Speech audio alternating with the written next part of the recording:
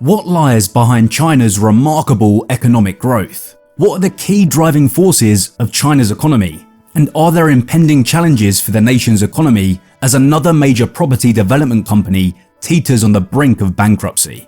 China's awe-inspiring economic journey throughout the past 2 decades has been truly remarkable. In this video, we will delve into China's economic landscape and the obstacles that lie ahead. The aftermath of stringent COVID-19 restrictions over a grueling 3-year period has eroded business and consumer confidence in China. Stabilizing the economy poses challenges, given China's vast influence on global markets and supply chains, affecting over 120 nations. Economists predict China's growth to remain modest, around 3% to 4% annually, significantly less than pre-pandemic levels. The nation faces issues like a shrinking labor force, reduced credit and investment expansion, and a fragile property market poised for transformation. Foreign direct investment in China has sharply declined, from $100 billion to just $5 billion, as companies repatriate profits rather than reinvest. This shift marks a departure from the time when China was a premier investment destination. The MSCI China Index, having dropped by nearly $2 trillion since February 2021, represents a substantial 54% decline. Similarly, US investments in Chinese private equity and venture capital have decreased by over 50% since 2019.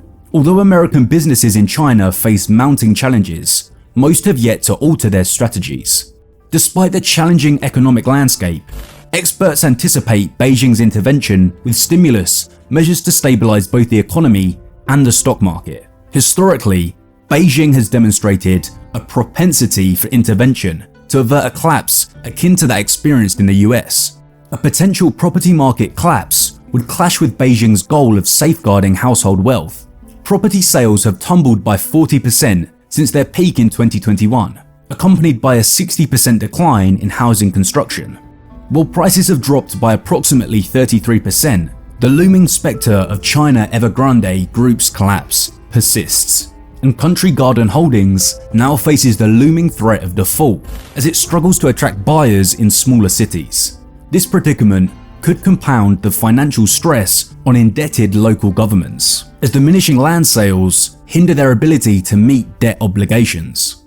China boasts a colossal real estate market, where roughly 70% of the nation's wealth is tied up in property. For everyday Chinese citizens, it often constitutes their primary investment avenue. The stock market has weathered multiple crashes and government interventions, including the Alibaba incident with Jack Ma's disappearance, have left investors apprehensive.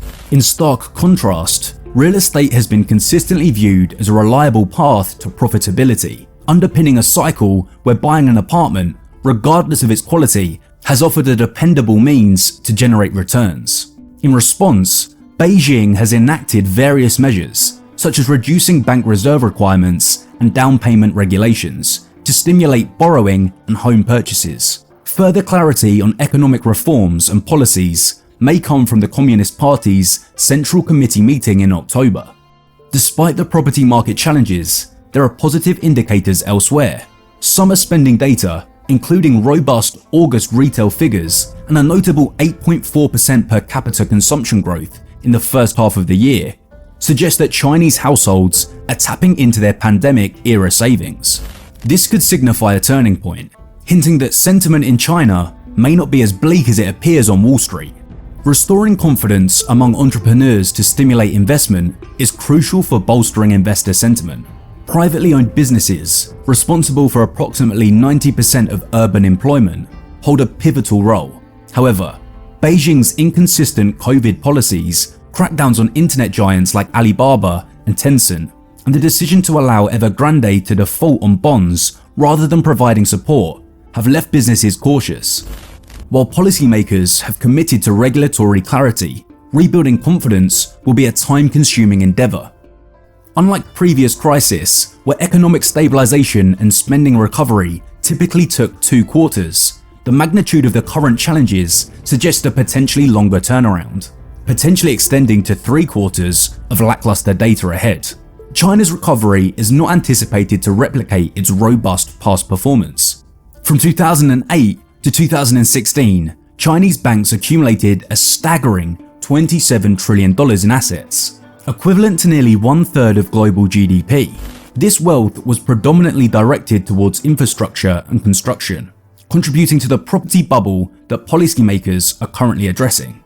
While credit growth has been halved to around 9% this year, it still amounts to substantial new credit growth of $4 trillion to $5 trillion, roughly equivalent to Germany's entire GDP. Unlike Japan's balance sheet recession, characterized by indebted corporations, plummeting property prices, and stock market declines, China's situation might be relatively less dire. Policymakers have begun curbing property prices, and China's debt issues are comparatively milder. Moreover, China possesses room for growth, with lower urbanization and GDP per capita compared to Japan during its crisis. China's primary challenge lies in the consumer sentiment, which is currently impeding spending. However, addressing this challenge is complex, given the substantial real estate holdings among the Chinese population. The extent of policy action required to stabilize the economy hinges on the speed and efficacy of responses, as well as the ability to act before investors, consumers, and businesses lose confidence. What do you think about China's economy? I love reading your thoughts in the comments section. Check out our video about America's modern economy if you enjoyed this one.